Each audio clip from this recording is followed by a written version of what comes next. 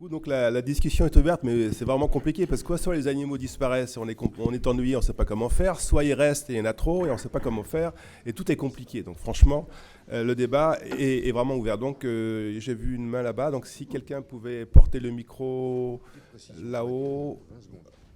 Il y a quelqu'un, non, je vois, il y a quelqu'un encore tout au fond. Oui, alors simplement une petite précision pour vous donner... comment il y a une petite erreur dans votre rapport. Hein. En 93, la FICIF n'existait pas. Alors ça doit être une convention avec la FIC de Paris HSV. Ah oui. Hein, donc Mais simplement c'est la pour vous, Fédération c'est des pour chasseurs. vous, hein, c'est tout. Oui, oui, bien sûr. Merci pour cette précision. Il y avait un bras un peu plus bas là. Là, ici là. Bonjour, Jean-François Maillard, donc pour l'Office national de la chasse et de la faune sauvage. Je voudrais revenir sur l'ibis sacré, pour lequel on a des petits points qui nous posent question. Pour revenir sur le rapport initial INRA-Office, ce n'est pas un rapport à charge, c'est un rapport qui est collectif et qui a proposé différents scénarios d'action, de ne rien faire, laisser l'espèce en l'état, évoluer comme elle veut, à l'objectif de retrait total des oiseaux de nature. Donc ce rapport a été présenté et débattu en CNPN à 2 reprises, avec un avis favorable pour retirer tous les oiseaux du milieu naturel, tant d'un point de vue de l'administration que des associations naturalistes. Ensuite, c'est à partir de là où ce que vous évoquez comme l'action punitive a été mise en place. Hein. Ce n'est pas une action volontaire des préfets, mais c'est bien en réaction à cet avis national. Alors, par ailleurs, l'espèce maintenant est inscrite au règlement européen sur les espèces préoccupantes pour l'Union européenne. Donc il y a 37 espèces, vous le savez tous. Donc c'est quand même une approche graduée. 37 espèces, ce n'est pas toutes les espèces introduites en Europe. Hein. Il y a une commission qui débat de ces problèmes-là. Pour le cas d'ibis sacré, l'ibis sacré n'est pas uniquement a été introduit en France, mais a été introduit dans d'autres pays, en Italie, en Pays-Bas, en Allemagne, en Espagne. Les populations n'ont pas toutes fait souche, mais voilà, le problème n'est pas uniquement franco-français et n'est pas du local non plus Loire-Atlantique, Morbihan. L'origine, je la rappelle, donc, est bien celle des zoos. Donc, c'est des échappées d'espèces qui sont initialement détenues en captivité selon certaines règles fixées par arrêté. Donc, le fait qu'elles s'en échappent constitue donc des faits qui ne sont pas, disons, normaux. Hein. Enfin, je veux dire, voilà, ça pose problème de ces espèces qui sont détenues et qui, par malveillance, peuvent rejoindre le milieu naturel. Donc voilà, la malchance, c'est que là, ça a été un ibis sacré, mais ça aurait pu être une autre espèce qui était en détention libre, qu'on présente en vision libre par le vol d'oiseaux libres dans les zoos. Ça aurait pu être une autre espèce qui aurait pris la poudre d'escampette. Donc voilà, c'est pour repositionner un petit peu le cas de l'ibis sacré, qui par ailleurs, on n'a aucune observation d'oiseaux ibis sacré venus de son aire naturelle en Espagne ni même en France. Tous les oiseaux que nous avons, c'est des oiseaux provenant de captivité. Hein. Il en reste, voilà, si une mesure conservatoire de l'ibis sacré, c'était de le relâcher dans des territoires où il n'est pas présent, c'est pas une bonne stratégie, quoi. Hein. L'ibis sacré se reproduit très bien en captivité. On en a 500 dans les zoos de France, donc voilà. J'avais pu noter dans le résumé que l'ibis sacré était classé vulnérable dans son aire de répartition. C'est faux, il est liste concerne. C'est-à-dire qu'il y a des populations, certes, qui apparaissent en diminution, mais qui est largement répandue et n'est pas une espèce menacée. Donc voilà, c'était pour replacer un peu le contexte ibis sacré. Par ailleurs, il y a aussi des publications sur l'ibis sacré, ses impacts sur des œufs, hein, et des œufs dans son aire d'origine. Hein, donc c'est pas quelque chose qui est... C'est la publication scientifique. Hein. Voilà. Okay, merci beaucoup. Si vous voulez... Bon, sur le rapport de 2005, en fait, c'était un rapport, il n'y a pas eu d'études, il était fait en 2 mois, notamment avec une stagiaire. Donc c'était le recueil de données, d'avis de seconde main de la part d'observateurs, d'ornithologues. Et la DIREN, Pays de la Loire, qui avait commandé ce rapport, lors de sa restitution, à laquelle j'assistais, a conclu qu'il n'y avait, et c'était l'unanimité, qu'il n'y avait aucune preuve scientifique suffisante pour mettre en œuvre un plan de régulation et que la priorité, c'était justement de faire des études scientifiques pour confirmer les doutes sur l'attribution effectivement des risques d'espèces invasives à cette espèce. Donc il fallait les valider. Et en fait, ce rapport, et d'ailleurs elle a demandé à ce que ce rapport ne soit pas rendu public. Bon, ce qui est un point qui n'a pas été respecté puisqu'il a été mis sur Internet pratiquement 15 jours après. Et après, effectivement, tous les ornithologues se sont basés là-dessus. Sur le CNPN, l'avis, effectivement, moi ce que je regrette, et je l'ai dit, en fait, j'aurais souhaité apporter mon témoignage au CNPN le jour où, effectivement, il a pris ses décisions. Or, j'en ai été empêché. Donc, il n'y a eu qu'un son de cloche de fourni au CNPN ce jour-là, et ainsi de suite. Il y a eu, effectivement, le vélo a continué à rouler un peu avec des arguments. Et on le voit au niveau des arrêtés, effectivement, préfectoraux. On se base tous sur cette origine-là, c'est-à-dire le risque présenté par cette espèce invasive sur les espèces patrimoniales d'oiseaux, alors que je crois avoir démontré là ce qu'il en était en réalité. Je prends un exemple. Il y avait eu effectivement en Camargue le cas d'un ibis qui se transportait, qui avait été vu, transportant un cadavre de héron garde-bœuf. Alors ça a fait même l'objet d'une publication d'Ornithos. D'où le risque présenté par l'ibis sacré pour les colonies de hérons en France. Attendez, il faut bien resituer ça dans les dynamiques de population des oiseaux. Les hérons pondent tous 4 œufs et il n'y a que 1 à 2 jeunes qui prennent leur envol. C'est-à-dire qu'il y a une mortalité dans les nids de 50 à 75% tous les ans. Si je prends simplement le cas du héron garde-bœuf, il y a 15 000 couples en France. Ça fait à peu près 10 000 morts dans les nids. L'ibis sacré est un éboueur, il a très bien pu prendre un cadavre. Qu'est-ce que ça représente sur la dynamique du héron garde-bœuf? Donc tout est comme ça. Donc effectivement, et quand vous interrogez l'Europe, et je l'ai fait, la Commission européenne, pourquoi l'ibis sacré est dans le truc, c'est ces mêmes arguments qui ressortent. Donc je suis effectivement, on peut ne pas être d'accord.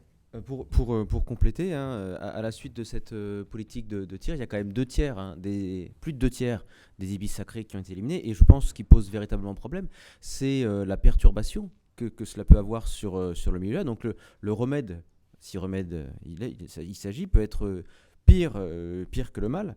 D'autant que par rapport à cette directive européenne, c'est surtout pour la France qu'elle a été adoptée.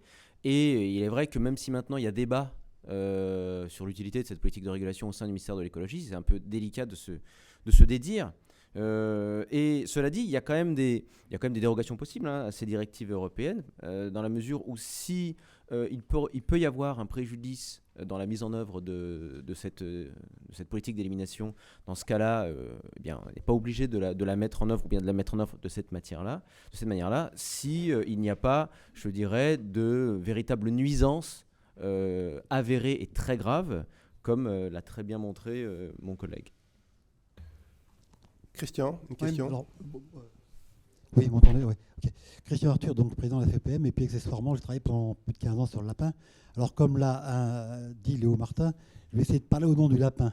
Et je vais poser une question de lapin à l'expert en question. Moi, en tant que lapin, je me contrefous du fait qu'il y ait des petites plantes, des barres d'ornement et tout. Ce qui me suffit très bien, c'est une pelouse très rase, des terriers où je peux me planquer pour ne pas être emmerdé par le putois, etc. Et donc, tout ce que vous pouvez penser, vous, humains, sur la beauté d'un parc urbain, je m'en contrefiche. Et est-ce qu'il n'y a pas là, justement, le gros problème? Alors, du fait que c'est un parc urbain, et donc que les animaux qui enquiquinent le lapin, entre autres le putois, etc., ils n'y sont pas. Et puis qu'on a une vision qui se confronte très mal entre celle du lapin dont il lui suffit de très peu de choses pour vivre, et puis à côté de ça, les promeneurs, les gestionnaires, jardiniers, etc., qui eux pensent plutôt petites fleurs, beaux arbres et tout. Voilà. Et une suggestion, il y a 2 autres parcs en France qui ont ces types de problèmes. Il y a Chèvreloup, à côté de Versailles, qui alimente le pâté de Versailles en Normand. À l'époque où il travaillait, il y avait 50 à 80 lapins à l'hectare, et pourtant il se débrouillait avec. Et puis il y a un autre parc urbain qui est Rotandia, à côté d'Andaille, où justement, qui est un des parcs qui fait l'agglomération BAB, Biarritz, Anglet, Bayonne, qui ont plus de 200 000 ou 300 000 visiteurs par an. et sur lesquels il y a du lapin, il y a à peu près 5 à 10 lapins à l'hectare dans ces coins-là. Et à mon avis, à ma connaissance du moins, il n'y a pas de problème de perception en tout cas. Hein, voilà.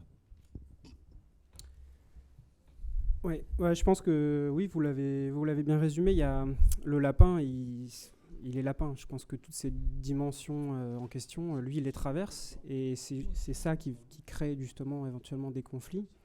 Il ne va pas chercher à savoir s'il est sur une zone à conception horticole, plutôt écologique, etc. Et donc ce compromis qui est recherché par les gestionnaires dans le cadre de la gestion harmonique est traversé par le lapin sous toutes ses coutures. Donc effectivement, là, il y a des tensions qui peuvent se créer. Donc des confrontations, évidemment. Et puis, pour la chèvre-loup, effectivement, j'avais entendu dire aussi qu'ils avaient connu des effectifs, enfin des chutes d'effectifs assez conséquentes. Donc ça montre aussi que derrière le lapin, il y a cette part aussi d'espèces qu'on peut imaginer très robustes, sur lesquelles on va opérer des modes de gestion qui sont très fortes, et puis tout d'un coup, pour des raisons de maladie, de répétitivité, un jour, on ne va plus en avoir, quoi. Donc il y a aussi ça, je pense qu'il faut bien garder en tête derrière cette recherche de solutions finalement qui peut des fois éventuellement dépasser les limites, quoi. Et puis aussi pour Hendaye et Anglette, je vous remercie parce que je ne savais pas en fait. Voilà. Dernière ou avant-dernière? Avant-dernière. Ma question porte encore sur le lapin. Vous avez dit que les tirs avaient cessé pour des raisons déontologiques. Est-ce que vous pourriez détailler un peu cela? Parce que je faisais la comparaison avec le parc de Tervuren à Bruxelles, qui n'a jamais connu de tir. Je crois qu'actuellement, ils ont une politique de laisser-faire, c'est-à-dire d'autorégulation de la population. Et apparemment, ça me semble très bien marcher. Merci beaucoup.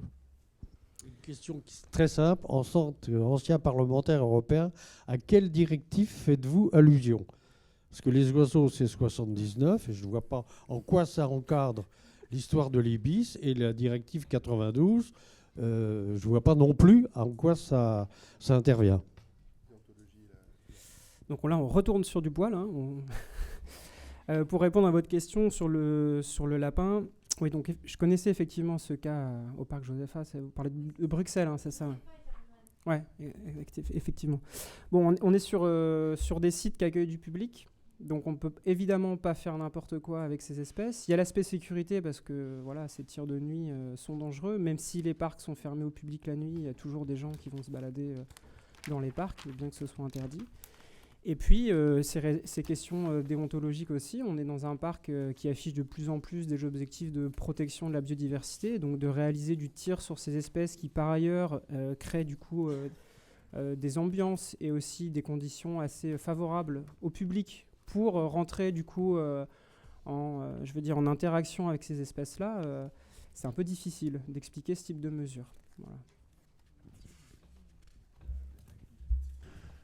Oui, sur l'Europe, en fait, alors je ne sais pas si c'est le terme exact de directive, mais qui est sorti en 2016 sur les 37 espèces, c'est sur les espèces invasives à détruire. Donc ça contraint effectivement tous les États membres à détruire les 37 espèces en question. C'est un règlement. Attendez. Un règlement, oui. Oui. Mais c'est quand même contraignant au niveau de tous les États. Alors effectivement, pour apporter peut-être une précision à M. Maillard, c'est que ces 37 espèces-là, ça montre bien qu'ils posent réellement problème. Je veux dire, toutes les autres, il n'y a pas photo. Mais que l'ibis sacré se retrouve dans cette liste-là, c'est quand même assez étonnant au vu des preuves qui sont apportées. Alors sur votre argumentation sur le fait qu'il n'y a pas d'ibis africains, d'individus africains qui viennent en Europe, on n'en a pas la preuve puisque effectivement, elles ne sont pas baguées. Les seuls ibis bagués, c'est moi qui les bague en France, et tous les autres qu'on voit bagués en Europe, d'ailleurs il n'y en a pas parce qu'ils restent effectivement en France, sauf un qui a été jusqu'au Guadalquivir et qui est revenu nicher en France, mais on n'aura jamais la preuve que des oiseaux ne passent pas, puisqu'on ne les bague pas. Bon voilà, c'est fini. Je vous remercie beaucoup pour votre patience. Merci beaucoup pour les 3 orateurs et des discussions intéressantes sur 2 espèces. Petite pause.